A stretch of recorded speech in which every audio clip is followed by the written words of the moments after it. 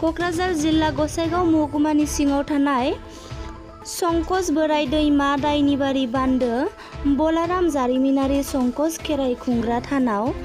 गसाइगाव जिल्ला गुदि बाथौ आफाद रंजालि बैसागु गोदान बोसोरनि फुजा फाथि होनायखौ नुनो मोन्दों। गसाइगाव जिल्ला गुदि बाथौ आफादनि आफादगिरि मुस्रि जगन्त दिपेन नार्जारि बिथाङा रंजालि बैसागु गोदान बोसोरखौ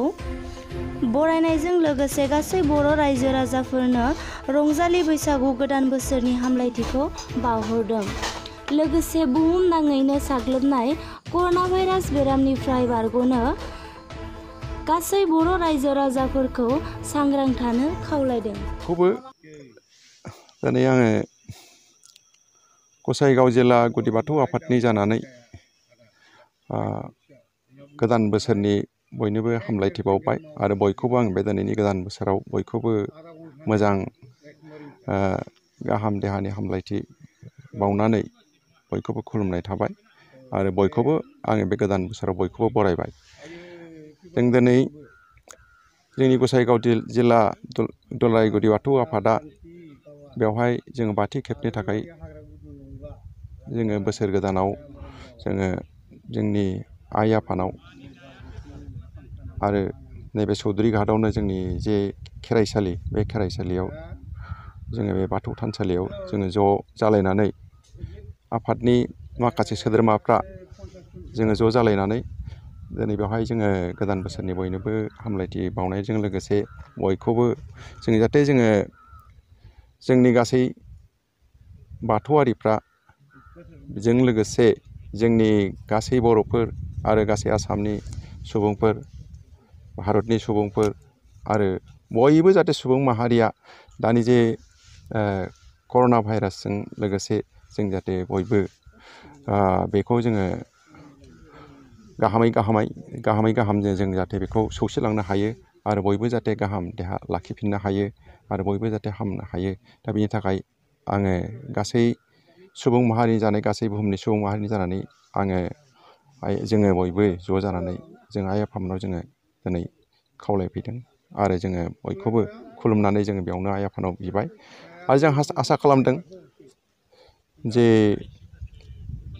दिनै जोङो जेरै हास्थायदों थिग बेबायदिनो जोंनि बे दिनैनि गोदान बोसोरा आगोलनि बायदि जोङो आलो गोजोनै थांथों आरो बयनिबो थाखाय जाहाथे सुख गोजोनै जाहाथे जोङो बयबो रायजो मोनजायो आरो जाहाथे बयनिबो जाहाथे देहाफ्रा गाहामै थायो आं बेखौनो हास्थायनानै दिनैनि बे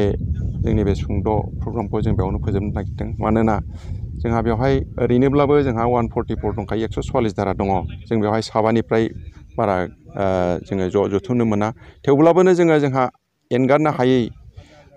बे खुलुमनाय फोरबोआ जोंहा दंखायो हिसाबै जों थेवब्लाबो जा हायो एफा एनै फैदेरनानै जोङो जोंनि जे ससियेल डिसटेन्स जोंनि गेजेराव एसे गाहाम जों 1 मिटार बा 2 मिटारसो गोजानाव थालायनानै जों बयबो जोंनि मावनांगौ हाबाखौ जों दा फोजोबनानै लाबाय आरो जों बयखौबो हास्थायदों बयबो जाहाथे बेबायदिनो ससियेल डिसटेन्सफोरखौ मेनटेन खालामनानै बयबो जाहाथे बाथौआरिफ्रा आलो गोजोनै दिनैनि बे फुजाफोरखौ होनो हायो आरो दा मोनाबिलियावबो हयथ' गाहाय जोंनि आसामनि गिबि मन्थ्रिया खावलायदों जाहाथे बयबो न'खराव दा गावबा गाव बाथौसालियाव जों बाथौआरि हिसाबै आं होनदों जे बयबो जाहाथे गावबा गाव बाथौसालियाव बाथि सावनानै आलारि बाथि सावनानै जाहाथे बयबो मोनाबिलियाव ज' खुलुमो। दा बेनि थाखाय आङो खावलायबावनाय थाबाय आरो जों बयखौबो बाथौआरिजों लोगोसे गासिबो जाहाथे जों बयबो खुलुमनो हायो बेनि थाखाय आङो हास्थायनाय थाबाय आरो जोङो बेखौनो हास्थायबावदों जों जाहाथे नैबे खैफोदनि समाव जोङो कर'ना भाइरासनि जे दा जोंनाव खैफोद जादों दिनै एफा बारायगासिनो दङ